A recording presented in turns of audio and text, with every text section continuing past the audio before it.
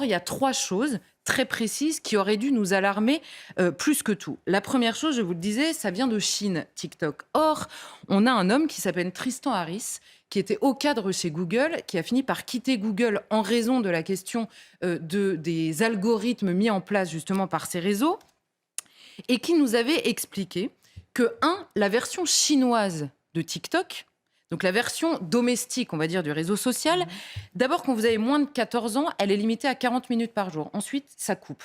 Par ailleurs, le réseau est inaccessible entre 22 heures et 6 heures du matin.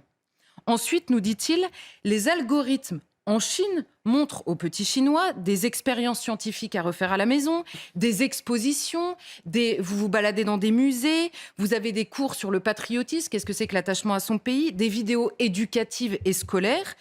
Et ailleurs dans le monde, ce n'est pas du tout les mêmes algorithmes qui jouent. Or, nous dit-il, vous avez eu une étude qui a été faite sur des adolescents exposés à TikTok, version chinoise, et exposés à TikTok, alors c'était aux États-Unis, mais version ailleurs dans le monde, on va dire. Et au terme d'une année passée sur TikTok, les enfants en Chine, quand on leur disait quelle est la carrière dont vous rêvez, répondaient majoritairement astronautes. Et aux États-Unis, ils répondaient quoi? Influenceurs sur les réseaux sociaux. Et donc cet homme nous dit, imaginez les deux sociétés que vous préparez avec ces différents algorithmes qui jouent sur la mentalité des enfants. Et quand la question avait été posée à un officier chinois de dire pourquoi est-ce que vous limitez en Chine l'accès pour les mineurs à ce réseau social, il avait tout simplement répondu, ouvrez les guillemets, ces enfants sont l'avenir de la nation.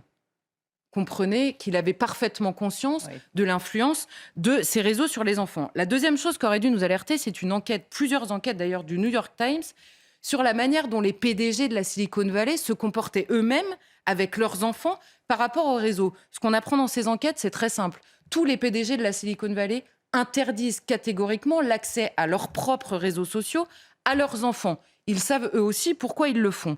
Et la troisième chose, même la Commission européenne a demandé récemment à ses salariés de supprimer carrément l'application TikTok, sans doute pas parce qu'elle apporte des bénéfices.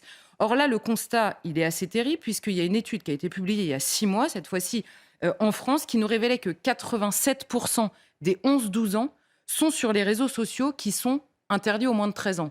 Donc là, on a un député Renaissance, plein de bonne volonté probablement, qui veut faire une loi pour interdire, pour dire que la majorité numérique serait désormais à 15 ans. Mais quand on voit que déjà l'immense majorité des 11 ans sont sur les réseaux, c'est évidemment terminé. Et il y a quelques mois, une autre étude nous disait que les 7-10 ans passaient en moyenne 4h42 par jour devant un écran, et les 11-14 ans, 8h23.